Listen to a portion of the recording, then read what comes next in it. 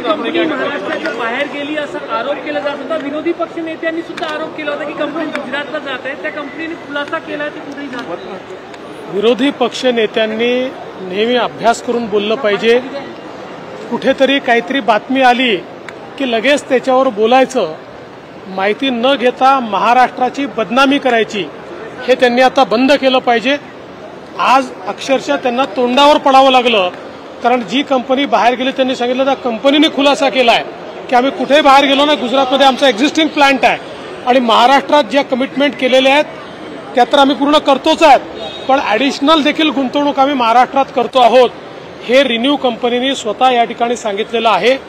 माझी जे आपले पत्रकार आहेत त्यांना देखील विनंती आहे की अशा प्रकारची एखादी बातमी करताना किमान त्या कंपनीला तरी विचारलं पाहिजे, नाहीतर सरकारचं तरी मत घेतलं पाहिजे। कोणीतरी काहीतरी सांगताय म्हणून अशा प्रकारची बातमी करून यातनं आपल्या शहराची बदनामी होते, आपल्या राज्याची बदनामी होते, तर ती आपण सगळ्यांनी मिळून टाळली पाहिजे। मला असं वाटतं यातनं विरोधी पक्षनेते काहीतरी बोध घेतील। मोदींचा दौरा आहे वर्धेला, मोदी येत आहेत, प्रचाराची ही सुरुवात म्हणायची का मोदींचा उद्याचा दौरा? मोदीजी यापूर्वी देखील आलेले आहेत, प्रचाराची सुरुवात असं मी म्हणणार नाही।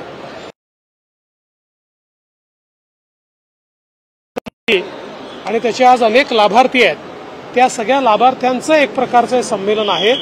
यासोबत वेगवेगळे विषय या दरम्यान घेतलेले आहेत, त्यामुळे मला असं वाटतं की यानंतर देखील अनेक मोदीजींचे दौरे आपल्याला महाराष्ट्रात पाहायला मिळतील। विपक्ष आरोप लगा रहा है कि लाडली बहन का योजना का जो पैसा है वो PWD कॉन्ट्रैक्टर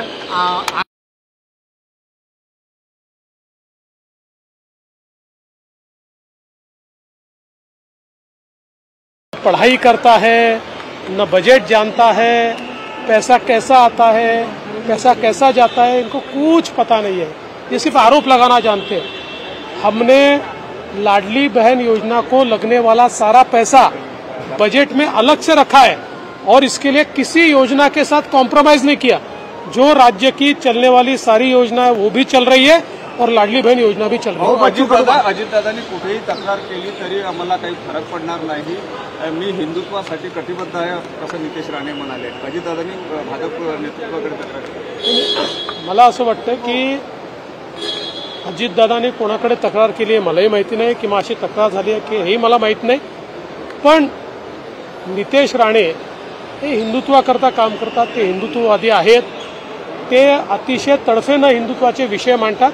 अर्थात हे विषय मांडताना कधी कधी ते जे काही बोलतात त्याचे वेगळे अर्थ निघतात। त्या संदर्भात स्वतः नारायणराव राणे साहेबांनी त्यांच्याशी चर्चा केली आहे, मी चर्चा केली आहे, त्यामुळे ते त्याची काळजी निश्चितपणे घेतील। जो हमारा विपक्ष है वो लगातार महाराष्ट्र की बदनामी करता है।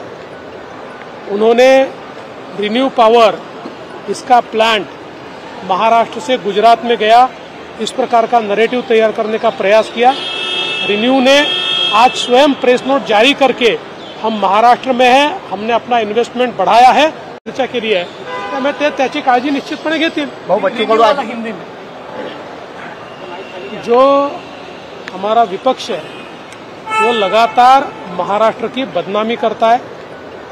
उन्होंने रिन्यू पावर इसका प्लांट महाराष्ट्र से गुजरात में गया, इस प्रकार का नैरेटिव तैयार करने का प्रयास किया। रिन्यू ने आज स्वयं प्रेस नोट जारी करके हम महाराष्ट्र में हैं, हमने अपना इन्वेस्टमेंट बढ़ाया है और बढ़ाएंगे, इस प्रकार से अपना कमिटमेंट दिया है। मुझे लगता है विपक्ष को मुंह की खानी पड़ी।